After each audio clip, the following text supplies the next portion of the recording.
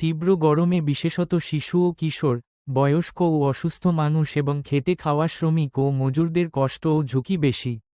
কর্মজীবী, শিক্ষার্থীসহ যাদের বাইরে যেতে হয় এবং যারা ঘরে থাকেন তাদের কিছু সতর্ক মেনে চলা উচিত। যেমন: ১. বাইরে বের হওয়ার সময় ছাতা বা ক্যাপ ব্যবহার করতে হবে। ২. শরীরে পানিশূন্যতা এড়াতে অতিরিক্ত পানি ও শরবত পান করতে হবে এবং বাইরে বের হওয়ার সময় পানি, শরবত বা স্যালাইনের বোতল বহন করতে হবে। ৩. সরাসরি রোদ এড়িয়ে ছায়াযুক্ত স্থান দিয়ে চলার চেষ্টা করতে হবে। ৪. ভারী ও কালো কাপড় বাদ দিয়ে হালকা রং ও পাতলা কাপড় পরতে হবে। ৫.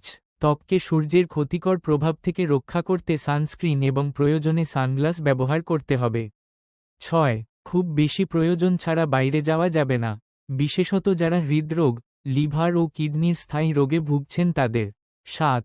সকাল ১১টা থেকে দুপুর ৩টা পর্যন্ত সময় তাপমাত্রা সবচেয়ে বেশি থাকে। তাই এই সময়ে বাইরের কাজ কমিয়ে আনার চেষ্টা করতে হবে।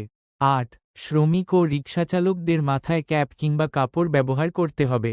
৯. একটানা কেউ রোদে কাজ করবেন না। কাজের মধ্যে কিছু সময় পরপর ছায়াযুক্ত জায়গায় বিশ্রাম নিতে হবে। ১০. বারবার মুখ ও শরীরে পানির ঝাপটা দিতে হবে, বারে বারে পানি পান করতে হবে। হালকা লবণ ১১. রাস্তা ও ফুটপাতের অপরিষ্কার ও নোংরা পরিবেশে তৈরি শরবত, চা বা অন্যান্য খাবার খাওয়া পরিহার করতে হবে। ১২. যাদের দিনে আউটডোর ব্যায়ামের অভ্যাস আছে তারা সময় পরিবর্তন করে সন্ধ্যা বা রাতে করতে পারেন। ১৩. শরীরের তাপমাত্রা কমাতে প্রতিদিন গোসলের অভ্যাস করতে হবে। ১৫. প্রচুর পানি ও লবণ আছে এমন খাবার, বিশেষত তরমুজ, ডাব, পাকা কলা, শসা, স্ট্রবেরি এসব ফল খেতে হবে। যথেষ্ট বিশ্রাম নিতে হবে। তীব্র গরমে বিশেষত শিশু ও কিশোর, বয়স্ক ও অসুস্থ মানুষ এবং খেটে খাওয়া শ্রমিক ও মজুরদের কষ্ট ও ঝুঁকি বেশি। কর্মজীবী, শিক্ষার্থীসহ যাদের বাইরে যেতে হয় এবং যারা ঘরে থাকেন তাদের কিছু সতর্ক মেনে চলা উচিত। যেমন: ১. বাইরে বের হওয়ার সময় ছাতা বা ক্যাপ ব্যবহার করতে হবে। ২.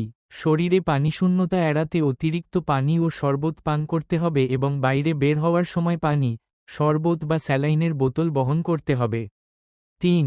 সরাসরি রোদ এড়িয়ে ছায়াযুক্ত স্থান দিয়ে চলার চেষ্টা করতে হবে। ৪. ভারী ও কালো কাপড় বাদ দিয়ে হালকা রং ও পাতলা কাপড় পরতে হবে। ৫. ত্বককে সূর্যের ক্ষতিকর প্রভাব থেকে রক্ষা করতে সানস্ক্রিন এবং প্রয়োজনে সানগ্লাস ব্যবহার করতে হবে।